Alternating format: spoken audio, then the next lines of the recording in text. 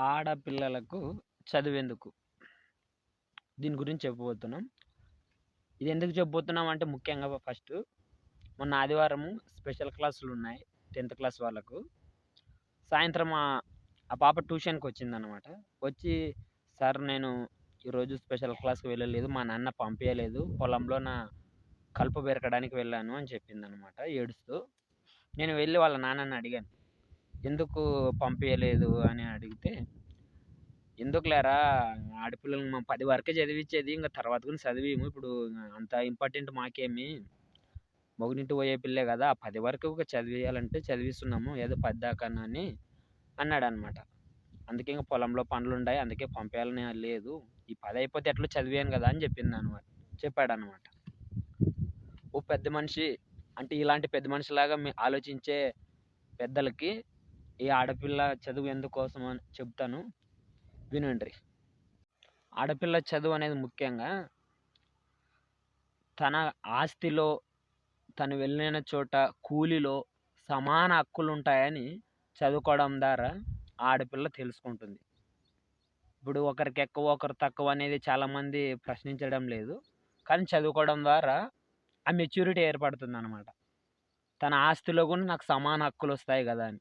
ఇప్పుడు ఏదైనా పేపర్ ఇచ్చినప్పుడు చదివి సంతకం పెట్టాల్సిన పరిస్థితి ఏర్పడదంట. ఊకే గుడ్డిగా ఏళ్ళొత్తికాసి ఏలు ముద్ర ఒత్తేయడం వల్ల ఆమె చాలా నష్టాలకు గురి కావచ్చు. కాబట్టి చదివి ఒత్తడం ద్వారా అంటే చదివి సంతకం చేయడం ద్వారా ఆమె ఎన్నో నష్టాలు కోల్పోవడాన్ని నివారించగలుగుతుంది. మరి ఇంకా ఏందంటే ముఖ్యంగా ఏదైనా బస్సు ఎక్కాలన్నా, జాబ్ రాయాలన్నా ఇంకొకరిని అడగాల్సిన అవసరం లేదు కదా! కాబట్టి అలాంటి సందర్భంలో కూడా మీ ఆడపిల్లకి చదువు అవసరమే కదా! ఇంకా ముఖ్యంగా విషయం ఏమిటంటే అంగడికి సరుకులు కొనేకి పోయినప్పుడు అక్కడ ఎవరి దగ్గర మోసపోకుండా ఉండాలంటే కొలతలు, తూనికలు కరెక్ట్‌గా రావాలంటే ఆమె చదువుకున్నదే అయితే ఎటువంటి దా మోసరానికి గురి కాకుండా ఉంటుంది ఈ సమాజంలో. ముఖ్యంగా ఆమె చదువుకోవడం వల్ల ఆ చదువుకున్న స్త్రీ తన తల్లిదండ్రుల మీద, తన భర్త మీద ఆధారపడకుండా అంటే తన కాళ్ళ మీద తాను నిలబడగలనన్న ధైర్యం ఈ చదువు అనేది ఆమెకు నేర్పిస్తుంది. కాబట్టి చదువు ఎందుకు అవసరం అనుకున్నావు కదా ఆ పెద్ద మనిషి. అలా ఆలోచించే మీకు కూడా చెప్తున్నాను. ఆమె చదువుకోవడం వల్ల తను తొందరగా పెళ్లి చేసుకుండా లేట్‌గా పెళ్లి చేసుకుంటుంది. అప్పుడు అలా చేసుకోవడం వల్ల ఆమె యొక్క ఆరోగ్య పరిస్థితిని మెరుగుపరుచుకుంటుంది. తన ఉద్యోగం రీత్యా ఇప్పుడు చదువుకున్న స్త్రీ అంటే ఉద్యోగం చేసే స్త్రీ, ఉద్యోగం చేయలేని స్త్రీ. ఉద్యోగం చేసే స్త్రీ తన కాళ్ళ మీద తాను నిలబడి తన భర్త పట్ల గాని, తన పిల్లల పట్ల గాని, తన కుటుంబం పట్ల గాని ఎలా మెలకువగా ఉండాలనేది కూడా నేర్చుకుంటుంది. ఏదైనా ఒక పని నేర్చుకోవాలంటే కొత్తగా చదువుకున్న వాళ్ళైతే తొందరగా దానిలో మెళకువలు నేర్చుకుంటారు. కాబట్టి అందుకు కూడా స్త్రీకి చదువు అనేది చాలా అవసరము.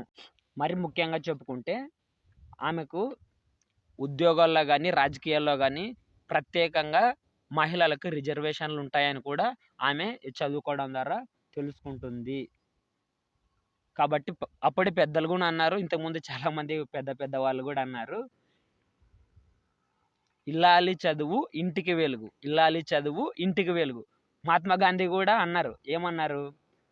ఒక మగాడికి చదువు చెప్తే అవి ఒక వ్యక్తికి చదువు చెప్పినట్లే. కానీ ఒక స్త్రీకి చదువు చెప్తే ఆ కుటుంబం మొత్తానికి చదువు చెప్పినట్లే. అంటే ఆయన అర్థంలో ఏంటంటే ఆడపిల్లకి చదువు చెప్పడం వల్ల ఆమె తన కుటుంబంలో తర్వాత తన పిల్లలకు కూడా చదువు నేర్పుకుంటుంది. తన చదువు నేర్పుకోవడం ద్వారా ఆమె చిన్నప్పటి నుంచి ఎందుకంటే తల్లి దగ్గరే ఎక్కువ పెరుగుతారు పిల్లలు. కాబట్టి తల్లి కూడా చదువుకున్న విద్యావంతురాలైతే తన పిల్లలను కూడా చక్కగా చదువు నేర్పుకొని కుటుంబం మొత్తానికి విద్యను అందించిన ఆమెగా ఉంటుంది. అందుకే కేరళను మిగతా రాష్ట్రాలను చూస్తే కేరళలో ఎక్కువ మంది ఆడపిల్లలు చదువుకున్నారు కాబట్టి ఆ రాష్ట్రం అంటే ఈ విద్య పట్ల గాని, ఉద్యోగాల రీత్యా గాని స్త్రీలు ముందున్నారు. కాబట్టి ఆడపిల్లలను చదివించండి. ఆడపిల్లలను చదివియాలి. ఇప్పుడు నీ కూతురు చదువుకున్నదా అయితే రేపొద్దున తన భర్త ఇంట్లో దగ్గర ఇప్పుడు మీ ఇంట్లోనే పెట్టుకోవు కదా నీ కూతుర్ని. తన భర్త ఇంట్లో కూడా చాలా సౌఖ్యంగా, అనుకూలంగా ఇతరులతో మర్యాదపూర్వకంగా ఉండాలన్నా, ఆమె ఇంకా ఎన్నో విషయాలు తెలుసుకోవాలన్నా చదువుకోవాలి. కొత్త కొత్తగా పేపర్‌లు చదవడం వల్ల గాని కొత్త కొత్త విషయాలు గూడా తెలుస్తాయి ఆమెకు. కాబట్టి నీ కూతురు చదువుకొని ఇతరులుగా గొప్పలు, మర్యాదలు పొందాలని అనుకుంటావో, లేదో అందరికంటే ఏదో నేను 10 చదివిచ్చానులే ఆడపిల్లలకి చదువెందుకులే అని నీలాగా అందరూ ఆలోచించుకుంటూ పోతే, తర్వాత పెళ్ళైన తర్వాత కూడా ఆమె ఎన్నో పరిస్థితులు, ఎన్నో అడ్డంకులు, అవమానాలు కూడా ఎదుర్కొంటుంది. కాబట్టి ఇకనైనా మేలుకోండి.